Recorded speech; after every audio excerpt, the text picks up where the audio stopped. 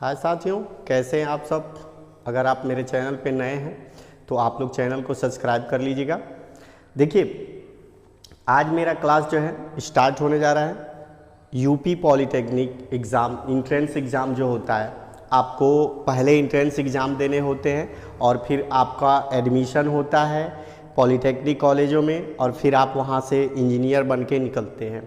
तो दोस्तों देखो, आज जो मैं बताने जा रहा हूँ उसमें सबसे ख़ास बात है कि पॉलिटेक्निक एग्ज़ाम का जो इंट्रेंस एग्ज़ाम होता है उसमें कौन कौन से विषय पूछे जाते हैं और उसके जो मुख्य प्रकृति होती है पूछे जाने का, तो उन्हीं विषयों के बारे में मैं आपको बताऊंगा ज़्यादा। इसके बाद क्लासेज स्टार्ट करूंगा।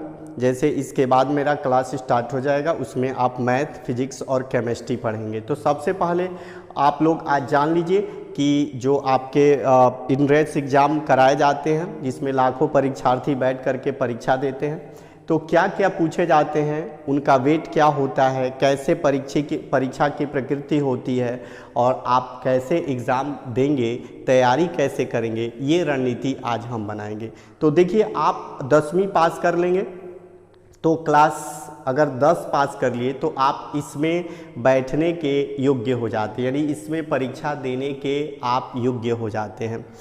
आप अगर 12वीं पास हैं तो भी एग्ज़ाम दे करके, इंट्रेंस एग्ज़ाम दे करके क्वालिफाई करके एडमिशन ले सकते हैं। दूसरी चीज़ ये भी होती है कि इसमें अगर आप 10वीं में हैं, जैसे अपीयरिंग में है, आप परीक्षा देने वाले हैं और उसी साल अगर आप फार्म अप्लाई कर देते हैं तो फिर से आप इंट्रेंस एग्ज़ाम दे सकते हैं, कोई दिक्कत नहीं है। चाहे 12वीं में हो, उसमें भी यही प्रक्रिया लागू होती है। देखिए, आज जो मैं बता रहा हूँ उसमें ये दिखाऊंगा कि किसमें से कितना प्रश्न पूछा जाता है, कौन कौन से। जैसे इसमें देखिए, ग्रुप ए होता है, फिर इसके बाद ए से ई से के डी ऐसे करके ग्रुप बनाए गए हैं। लेकिन इसमें मैं आज जो पढ़ाऊँगा, मेरा जो खास विषय होगा उसमें आपका ग्रुप ए ही होगा और अदरवाइज दूसरा ग्रुप नहीं है मेरे पास। तो इसमें मेरे पास जो पढ़ाने का ग्रुप है वो ग्रुप ए है। तो इसमें खास जो सब्जेक्ट पूछे जाते हैं वो मैं आपको बताने जा रहा हूँ। देखो, जो सबसे खास ग्रुप ए का होता है वो होता है मैथ। मैथ में 50% क्वेश्चन पूछे जाते हैं, यानी कि जो आप मैथ 10वीं में पढ़े होंगे, स्टैंडर्ड आपका जो 10वीं होगा उसी के लेवल का प्रश्न आपसे पूछा जाएगा। आपके जैसे आपने जिस लेवल से यूपी बोर्ड किया है, 10वीं पास किया है, तो उसी लेवल से आपका मैथ का पूछा जाएगा। और अगला है फिजिक्स। दूसरा जो होगा आपका 10वीं लेवल का ही फिजिक्स होगा, तो इसमें से भी 25% पूछे जाएंगे। और केमिस्ट्री से भी 25%,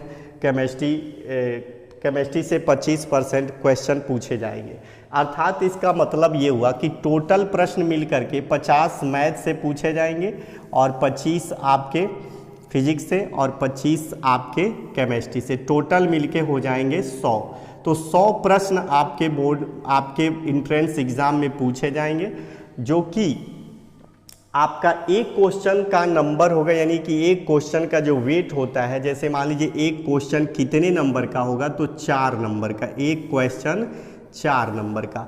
अगर आप एक क्वेश्चन गलती करते हैं, देखिए एक क्वेश्चन 4 नंबर का, अगर आप एक गलत कर देते हैं तो उस पर आपका 1 नंबर माइनस मार्किंग कर दी जाएगी, यानी कटौती कर दी जाएगी। जैसे समझिए, अगर आप 4 नंबर का एक प्रश्न कर दिए और लगातार 4 क्वेश्चन गलती करते चले गए तो आपका ये भी सही वाला ख़त्म हो जाएगा, यानी कि 4 नंबर कट गए।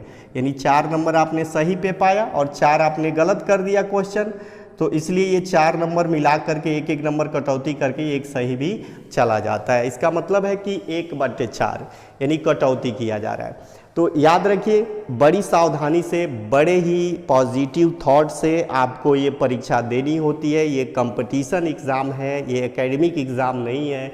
इसमें लाखों बच्चे भाग लेते हैं, आपको टॉपर बनना होता है अच्छे कॉलेज के लिए, अच्छे ट्रेड के लिए, तब जाके आपका एडमिशन होता है।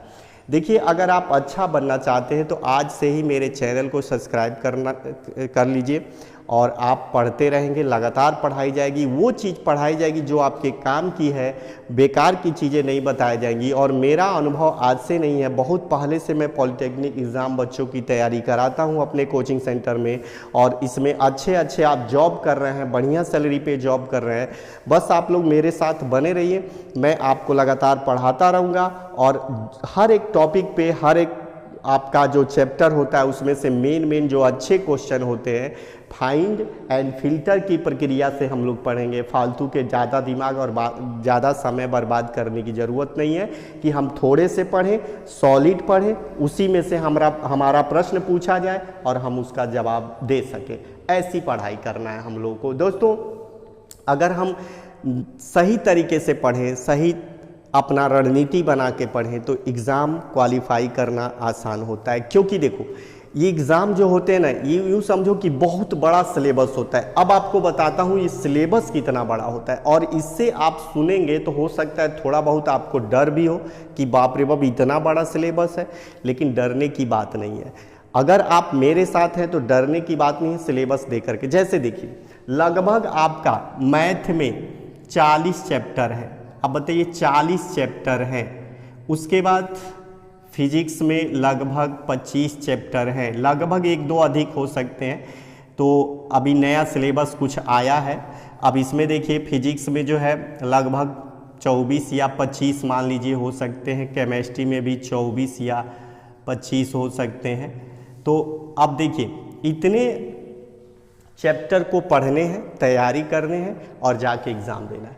पूरा तैयारी करके हमें एग्ज़ाम देना है। तो हम अच्छा प्रक्रिया अपनाएंगे, फाइंड एंड फिल्टर वाला प्रक्रिया, यानी कि छांटो, अच्छा छांटो, अलग करो और वही पढ़ो जो हमारे काम की चीज़ है। बेकार का समय बर्बाद नहीं करेंगे।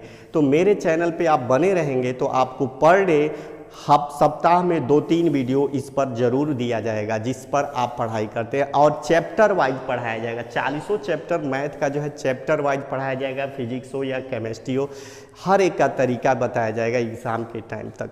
तो दोस्तों देखो, इसकी तैयारी की सबसे अच्छी नीति होती है कि आप अगर कंटिन्यू ईमानदारी से पर डे कम से कम 1 से 1.5 घंटा 2 घंटा समय इस पर देते हैं तो कोई बड़ी बात नहीं, आसानी से आप निकाल सकते हैं। अगर मेरे चैनल पे हैं तो हर हफ्ते में कुछ ना कुछ ऐसे प्रश्न आपको दे दिए जाएंगे जो आपके काम का होगा, एंट्रेंस एग्ज़ाम के लिए होगा, जो बहुत ही मज़ेदार सवाल होगा और आपके काम आ जाएगा। फालतू का बर्बाद नहीं करेंगे आपका समय, क्योंकि समय बहुत कीमती है। देखिए, अब आप लोग ये देखेंगे कि यहाँ की भाषा क्या होती है। देखिए, 3 घंटे का समय का पेपर होता है, भाषा होता है, इंग्लिश भी लिखी होती है और हिंदी भी। और इसका जो टाइप होता है, ऑब्जेक्टिव क्वेश्चन जो बनते हैं, जैसे कि मान लीजिए एक ही क्वेश्चन है, मान लीजिए एक क्वेश्चन हो गए और उस क्वेश्चन में 4 ऑप्शन दिए जाएंगे, A, B, C और D। तो इस तरह के 4 ऑप्शन आपके सामने होंगे और उसमें से जो सही होगा उसको आपको चूज करना होता है। और आजकल जो एग्ज़ाम हो रहे हैं 2021 से, तो ये हो गया है ऑनलाइन एग्ज़ाम। तो याद रखिएगा, अब ऑनलाइन एग्ज़ाम देना है, ऑफलाइन ख़त्म हो गया है। तो ऑनलाइन एग्ज़ाम देने के लिए आप तैयार रहिए। और साथ में ये देखिए कि 2021-22 में भी हुआ है, इस साल तो कराया गया है। अब यहाँ देखिए, जो ऑप्शनली क्वेश्चन होता है, जैसे पूछा जाएगा क्वेश्चन नंबर 1, सबसे छोटा, देखिए मैं एक क्वेश्चन बनाऊं, सबसे छोटी अभाज्य संख्या क्या होती है? अभाज्य संख्या क्या होती है? अब बताइए, आपके सामने प्रश्न है और इसमें ऑप्शन लिखा है 1, 2, 3, 4। अब बताइए, इसमें सबसे छोटी अभाज्य संख्या क्या है? आप जानते हैं कि सबसे छोटी अभाज्य संख्या b है, यानी 2। तो इसलिए आपका ऑप्शन बी होगा, यानी 2 है अभाज्य संख्या सबसे छोटी, और इसलिए आपका ऑप्शन बी होगा। तो इस तरह से प्रश्न पूछे जाते हैं। केवल आपको कंप्यूटर से वहाँ पे क्लिक करना होगा, माउस लेकर के, और कुछ नहीं करना है। कॉपी मिलेगी, पेन आपके पास होगा और वहाँ पे आपको कैलकुलेट कर लेना है, बस इतना ही करना है। दोस्तों, अगर जी जान से लगा करके आप मेहनत करेंगे, मेरे साथ बने रहेंगे, तो कोई दिक्कत नहीं आएगी। मेरा पूर्व अनुभव है, इसका आपको फ़ायदा मिलेगा। तो याद रखिए कि अब जो हो सकता है कि इसके बाद आपका ये पहला मेरा वीडियो है इस पे, इसके बाद दूसरा आपका मैथ से एक एक चैप्टर वाइज करके, जब तक हर चैप्टर में पूरे अच्छे सवाल यानी जो आपके काम के हैं ख़त्म नहीं कर देता, तब तक दूसरा चैप्टर मैं स्टार्ट नहीं करूँगा। चाहे उसमें पार्ट 4 बने, पार्ट 5 बने, जितना पार्ट बने मैं बनाऊँगा, लेकिन आपके फ़ायदे के लिए, बेकार का समय बर्बाद नहीं करूँगा। ठीक है, तो अगले बार हम लोग मिलेंगे अपना मैथ का चैप्टर शुरू करते हुए। अब देखिए कौन सा चैप्टर स्टार्ट करते हैं। तो इस तरह से आज का इतना ही तक।